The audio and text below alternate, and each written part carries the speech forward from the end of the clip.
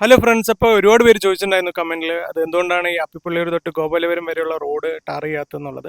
Already ഒരു 3 കോടി രൂപയ്ക്ക് ടെൻഡർ കൊടുത്തിട്ടുള്ള ഒരു റോഡാണിത്. പക്ഷെ കരാറുകാരൻ കറക്റ്റ് സമയത്ത് ഇത് ചെയ്തിട്ടില്ല. അതുകൊണ്ടാണ് ഈ ഒരു റോഡ് ടാർ ചെയ്യാതെ ഇപ്പോഴും കിടക്കുന്നത്. ഇലക്ഷൻ ആയതുകൊണ്ട് ഇപ്പോൾ റോഡ് പണി അങ്ങനത്തെ കാര്യങ്ങളൊന്നും ചെയ്യാൻ പറ്റില്ല. പക്ഷെ നമുക്ക് ഇലക്ഷൻ കഴിഞ്ഞ ഉടനെ തന്നെ ഇതിന്റെ വർക്ക് ആരംഭിക്കേണ്ടതായിട്ടുള്ള സാഹചര്യമുണ്ട്. കാരണം ഇപ്പം ഇത് നടന്നില്ല എന്നുണ്ടെങ്കിൽ പിന്നീട് ഇത് നടക്കാൻ ഒരു 6 മാസത്തെ കാലാവധി വരും എന്തായാലും. കാരണം എന്താ വെച്ച് കഴിഞ്ഞാൽ മഴ വരികയാണ്. അപ്പോൾ മഴയത്ത് എന്തായാലും റോഡ് പണി നടക്കില്ല. പിന്നീട് മഴ കഴിഞ്ഞ് വരുമ്പോൾ ഏകദേശം ഓഗസ്റ്റ് സെപ്റ്റംബർ മാസം എത്തും. അപകടങ്ങൾ സംഭവിക്കുമ്പോൾ മാത്രം ഉണ്ടാകുന്ന പ്രതിഷേധ സമരങ്ങൾ കൊണ്ട് നമുക്കൊരിക്കലും ഈ റോഡിന്റെ നിർമ്മാണം പൂർത്തീകരിക്കാൻ സാധിക്കില്ല. അതിനൊരു ജനകീയമായിട്ടുള്ള ഒരു കൂട്ടായ്മ വേണം. ആദ്യം തൊട്ട് അവസാനം വരെ ഈ റോഡിന്റെ ഓരോ ഘട്ടത്തിലും കൃത്യമായി ഇടപെട്ട് ഇത് പൂർത്തീകരിക്കുന്നവരെ ഒരു നല്ലൊരു ജനകീയ കൂട്ടായ്മ ഉണ്ടെങ്കിൽ മാത്രമേ ഇത് സാധ്യമാവുള്ളൂ.